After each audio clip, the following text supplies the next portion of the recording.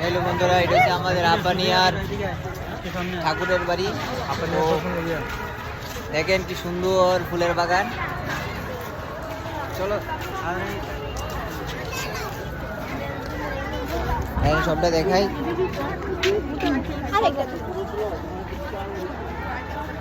এই দেখেন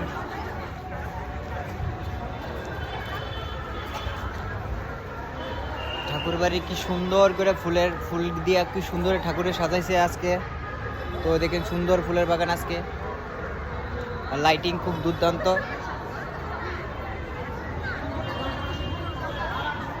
তো যারা যারা ইচ্ছা হয় আয়ে পড়বেন আমাদের ঠাকুর বাড়িতে, ঠিক আছে? চলেন আই ফ্যাশনটা দেখাই।